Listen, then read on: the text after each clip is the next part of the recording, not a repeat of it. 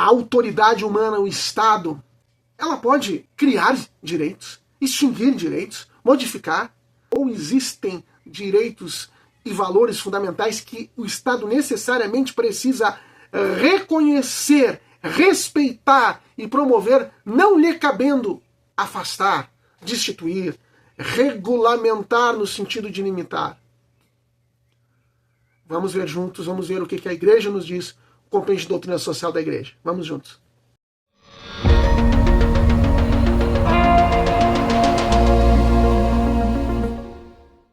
Olá, paz de Jesus, que bênção estarmos novamente juntos, Deus abençoe a todos. Eu sou Manuel Guimarães, da comunidade Paz e Mel, e nós estamos aqui juntos novamente em busca do verdadeiro bem. Nós estamos em busca de, percebendo todos os males que são à nossa volta, mas da intenção do ser humano de buscar o bem, de querer o bem.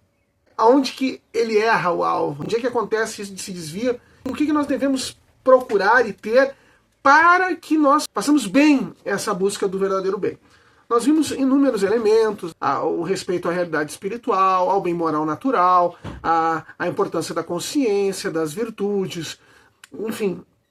E estávamos vendo então a índole comunitária do ser humano, e semana passada nós tivemos um vídeo muito importante falando da autoridade humana, que é intrinsecamente bom que exista uma autoridade humana, uma coisa desejada por Deus, para ajudar a dar ordem.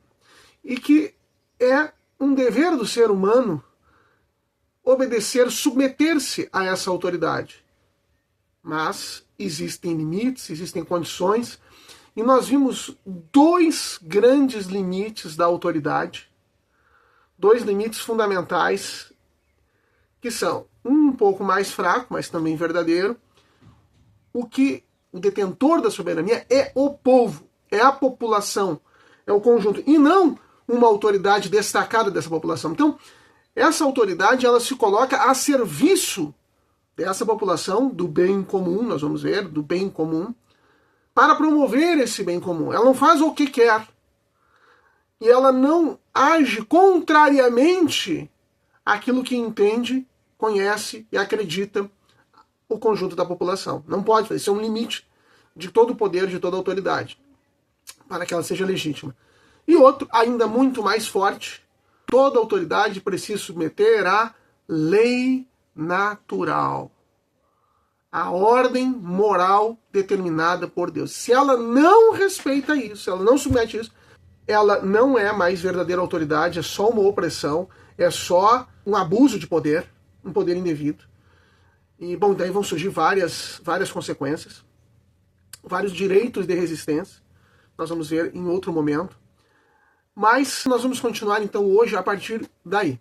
Nós temos isso também em Santo Tomás, que é citado tanto pelo Catecismo da Igreja Católica como pelo Compêndio de Doutrina Social da Igreja, Santo Tomás dizendo, no Catecismo, ele diz que, está no número 1902 do Catecismo, nós já vimos na semana passada, a legislação humana só se reveste do caráter de lei na medida em que se conforma com a justa razão. Daí ser evidente que ela recebe todo o seu vigor da lei eterna. Na medida em que se afastar da razão, deve ser declarada lei injusta, pois não realiza a noção de lei. Será antes uma forma de violência. E em 1913 o Catecismo diz, nós também, a autoridade só é exercida legitimamente na medida em que procurar o bem comum do respectivo grupo, em que para o atingir empregar os meios moralmente lícitos. Já tínhamos falado disso.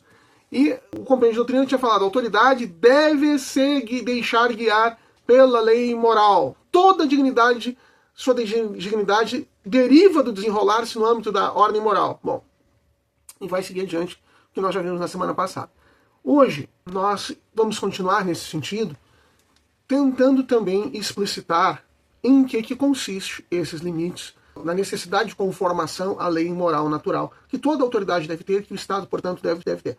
Então, o Estado é um bem em si mesmo, é uma coisa boa. Mas ele precisa, para ser legítimo, para que guarde essa característica de ser bom, respeitar esses limites, um deles o respeito à lei moral natural. E o número 397 do Compêndio de Doutrina Social da Igreja vai explicitar uma parte, começar a explicitar uma parte do significado dessa submissão à lei moral natural. Diz assim o compêndio, número 397. A autoridade deve reconhecer, respeitar e promover os valores humanos e morais essenciais. Eles são inatos, derivam da própria verdade do ser humano e tutelam a dignidade da pessoa. Valores que nenhum indivíduo, nenhuma maioria, nenhum Estado poderá jamais criar, modificar ou destruir. Estes valores humanos e morais essenciais não encontram fundamento nas maiorias de opiniões provisórias e mutáveis, mas devem ser simplesmente reconhecidos, respeitados e promovidos como elementos de uma lei moral objetiva, lei natural inscrita no coração do homem, o ponto de referência normativo da mesma lei civil. Quando por um trágico obscurecimento da consciência coletiva, o ceticismo chegasse a pôr em dúvida os princípios fundamentais da lei moral, o próprio ordenamento estatal e contrapostos seria abalado nos seus fundamentos, ficando reduzido a um puro mecanismo de regulação pragmática dos diversos e contrapostos interesses. Bom, então vamos por partes desse número 397 do compêndio, que é tão importante. A autoridade deve reconhecer, respeitar e promover os valores humanos e morais essenciais. Estes são inatos. Estes inatos, essa palavra inato aí, inato seria aquilo que já vem desde o nascimento, mas não quer dizer isso simplesmente do nascimento, mas quer dizer que são profundamente vinculados ao ser humano. É o que diz a seguir: derivam da própria verdade do ser humano e exprimem e tutelam a dignidade da pessoa. Então, existe a verdade.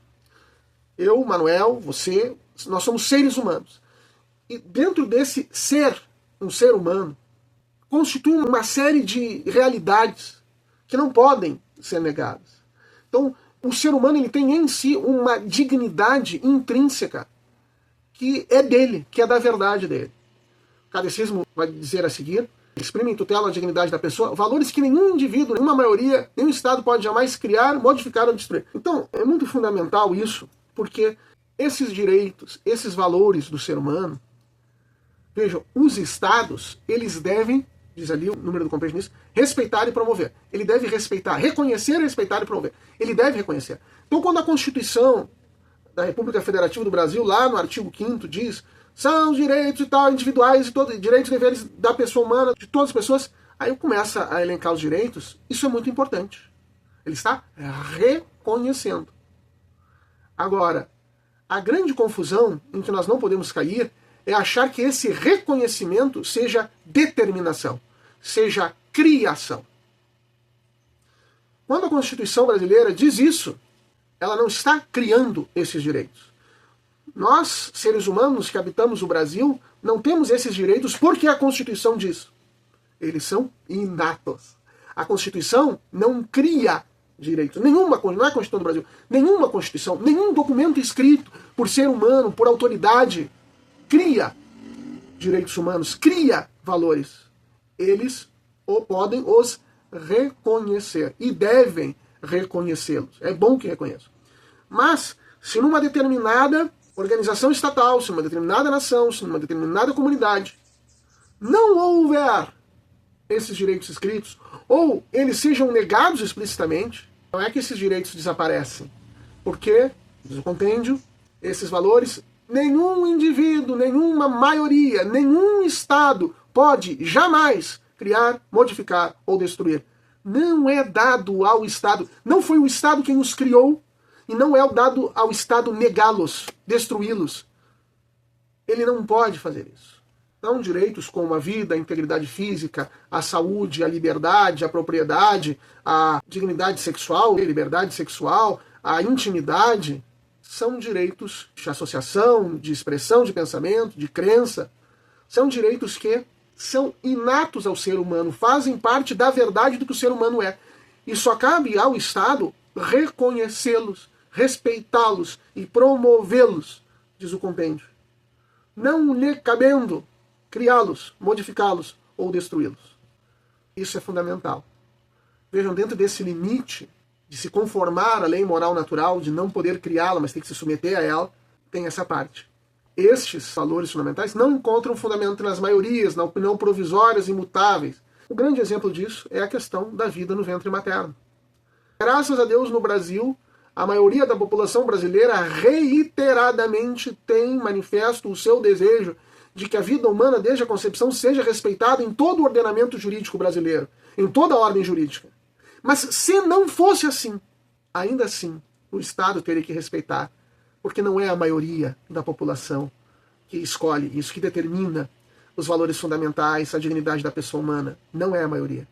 É a lei moral natural criada por Deus. Então, ainda que uma maioria ocasional, provisória, circunstancial, mutável, as maiorias podem mudar, as opiniões da maioria podem mudar.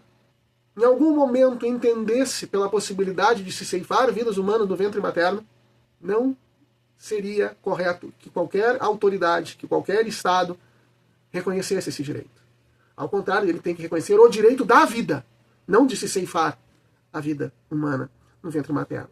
Isso vale para tudo o que é bem moral natural. O fim da vida natural também, a constituição natural da família, esses direitos fundamentais todos que nós citamos, vida, saúde, integridade física, liberdade, propriedade, pensamento, crença, expressão de pensamento, intimidade, liberdade sexual, dignidade sexual, todos esses direitos eles têm que ser simplesmente reconhecidos, porque eles simplesmente existem. Bom, vai seguir, devem ser reconhecidos, respeitados e promovidos como elementos de uma lei moral objetiva, lei natural inscrita no coração do homem. Veja, ponto de referência normativo da mesma lei civil. Veja, aquilo que a gente falou nos primeiros vídeos, antes de entrar nessa parte da dimensão comunitária do ser humano, da existência, que para buscar o verdadeiro bem é preciso reconhecer a lei moral natural, bom, aqui nós estamos vendo uma repercussão muito pragmática, muito objetiva na associação de seres humanos, na formação da autoridade humana, dos estados, das sociedades civis. As leis, o ordenamento jurídico, as normas, o jeito de ser dessa sociedade precisará, de cada sociedade, toda a sociedade, precisará respeitar esse direito moral natural. E aí o compêndio diz a seguir, no mesmo, número 397, quando por um trágico obscurecimento da consciência coletiva o ceticismo chegasse a pôr em dúvida os princípios fundamentais da lei moral, o próprio ordenamento estatal e contraposto seria abalado nos seus fundamentos, ficando reduzido ao mero mecanismo de regulação pragmática dos diversos e contrapostos interesses. O que acontece? Pode acontecer, como pode acontecer, de o pecado humano ficar tão incrustado, o ser humano se afastar tanto de si mesmo, do seu bem, que vai apagando, ele vai se cegando à lei moral natural. Isso pode vir a acontecer, pode vir a acontecer numa sociedade que passa então a negar valores fundamentais, direitos fundamentais naturais. Então, aí o compêndio diz, se a consciência coletiva chegar a esse ceticismo, a esse mal, aí o ordenamento estatal ele já não é mais legítimo. Essa própria sociedade, toda a normatização dessa sociedade já não é mais legítima. Mas é só um organismo, fica só um organismo de regulação pragmática, de interesses. Às vezes pode estar correto, às vezes pode estar incorreto, pode ser pragmaticamente útil, né, de explicar, não, isso aqui tem que funcionar assim, aquilo lá tem que funcionar assado, mas já não é um Estado legítimo, porque não está reconhecendo esses direitos fundamentais. Então, muito fundamental esse número do catecismo fazer esse esclarecimento. Reiterar a necessidade de que esses valores naturais, esses bens e a dignidade humana, ela tem que ser simplesmente reconhecida. Número 398 vai dizer: a autoridade deve exarar leis justas, isto é, em conformidade com a dignidade da pessoa humana e os ditames da reta razão. A lei humana é e tem valor de lei enquanto é conforme a reta razão, e isso põe de manifesto que deriva da lei eterna. Quando, pelo contrário, uma lei se afasta da razão, diz-se lei iníqua, e nesse caso deixa de ser lei e se torna bem mais um ato de violência. Tínhamos visto Santo Tomás. A autoridade que comanda segundo a razão coloca o cidadão em relação não tanto de sujeição a um outro homem, mas antes de obediência à ordem moral e, portanto, a Deus mesmo, que é a sua fonte última. Isso aqui é muito importante para a gente se dar conta. Quando nós dizemos que o ser humano ele tem que obedecer à autoridade, ao Estado, não é que um ser humano tem que se submeter ao outro. Não. O ser humano tem que se submeter ao bem comum, à reta razão, à ordem que está encarnado naquele momento, naquela autoridade, porque ela está de acordo com a ordem moral natural e promovendo o bem comum. No momento que ela se desviasse disso, já não haveria mais esse dever de sujeição. Então, portanto, uma submissão ao próprio Deus. Por isso que nós temos esse dever. Quem nega a obediência à autoridade que age segundo a ordem moral opõe-se à ordem estabelecida por Deus. Analogamente, a autoridade pública, que tem seu fundamento na natureza humana e pertence à ordem pré-estabelecida por Deus, caso não se esforce para realizar o comum, desatende o seu fim próprio e por isso mesmo se deslegitima. Então, esses dois lados. Existe um dever de obediência porque essa autoridade está submetida à lei moral natural e porque ela promove o bem comum. De outro lado, se a autoridade se desvia, não promove o bem comum, não se submete à lei moral natural, ela deixa de ser legítima e vai permitir que o cidadão, que a pessoa humana, se oponha a ela. Nós vamos entender melhor como isso, aos poucos, a partir das próximas semanas, nós vamos seguir meditando sobre como chegar ao verdadeiro bem, em busca do verdadeiro bem, considerando todas essas realidades e considerando essas circunstâncias do Estado, da autoridade humana e da autoridade estatal como deve ser. Tá bom? Deus abençoe a todos, até a próxima. Se você gostou, curta, compartilhe, se inscreva no canal, acompanhe as nossas séries, comente. Vamos juntos e até a próxima.